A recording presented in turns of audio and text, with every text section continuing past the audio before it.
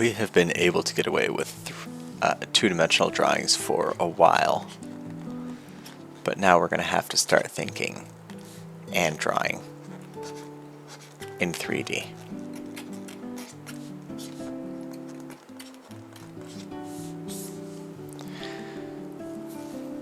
So we can draw an x-axis horizontally. We can draw a y-axis vertically. But if we needed to draw another axis, we would want one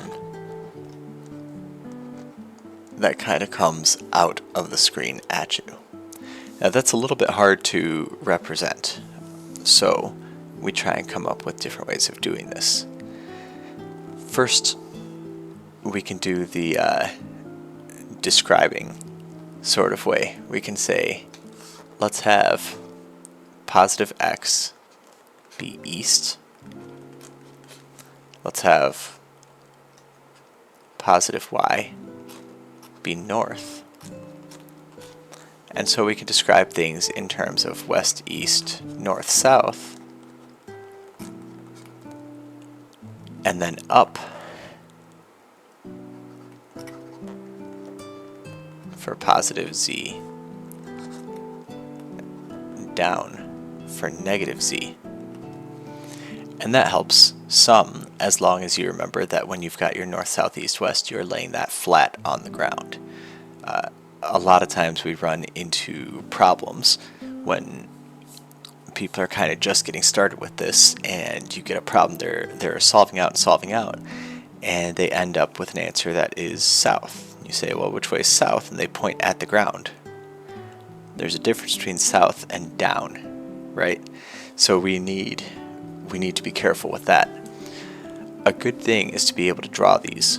So to draw a vector that goes to the right, that's no problem. To draw a vector that goes up, that's no problem, because those are both in the plane of the screen you're already working in. To draw a vector that's coming at you or moving away from you, that's a little bit more problematic. Let's say I can draw an arrow, like an arrow, not just that thing. If I'm over here and this arrow is moving toward me, what I will see is the point.